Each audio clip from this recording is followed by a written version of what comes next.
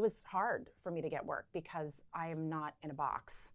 And I'm definitely a character actress. So you need somebody with a little bit of vision and somebody who isn't quite so narrow-minded to be interested in me. And so what did you do right after the play?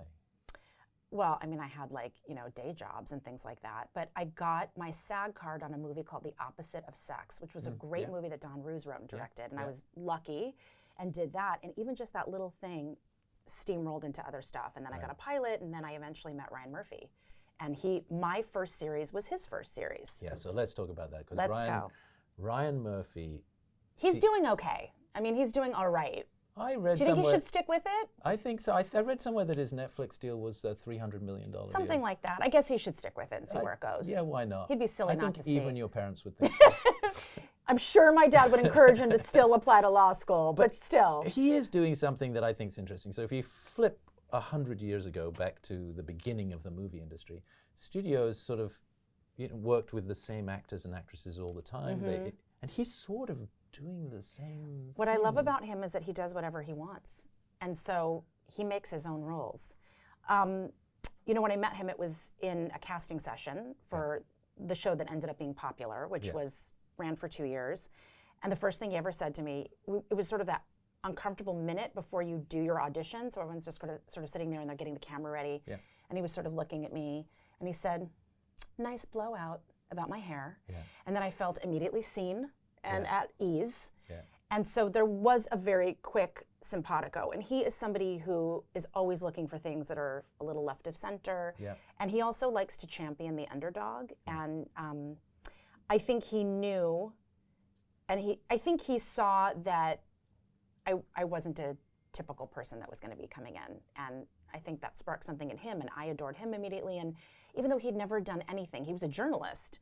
And this was his first foray into television. When I read it, I was like, I've never seen anything like this. Right. So from the get-go, he was already playing his own game on his own field. Right. And the network had no idea what to make of him. Right. And we're trying to force him. It was on the WB at the time. And was like, no, we do these teen dramedies, and you're going to do it like this. And he was like, oh, no, but I'm not going to do it like that at all.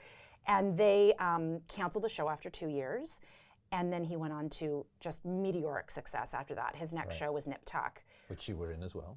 I was, but I remember going out to lunch with him at Barney's, which RIP, isn't that sad that that's going away? Yes. We went to lunch at Barney's, and he was like, I have this idea for a show. It's about plastic surgery. And lots of people in LA have lots of ideas about lots of things, and they tell you about them at lunch, and then you never hear about them. But it's like, oh no, this is gonna be a thing that happens. And that's what he's always been like. Like, I have an idea, and then that idea becomes a thing, and that thing becomes huge. So it's pretty incredible to watch. There's not many people who do that. And he doesn't expand his universe of people he works with very rapidly. No. But he does find new people that he likes. And I've seen them. They have this thing on Wikipedia where they sort of list all the people who've worked with him and when they started working. So you can trace it, and he always goes back to the same people, and occasionally he'll add a new person on the show. But it's pretty. It is. There's also, he's always sort of breaking new talent, and in the shows that he's doing now, like Hollywood and The Politician, there's really, really great young new people that when I meet them, I'm like, I so get why Ryan is into you. But he's a gift for an actor. Who gets to do that? And it's not even just that he's employing us over and over again, which is the greatest gift that anyone can ever give you, but we get the chance to be together. The actors get a chance to be together over and over again, and then we develop real friendships and real chemistry that I think absolutely translates, and you see that on the screen. And I think that's a little bit of part of that special sauce too. Yeah.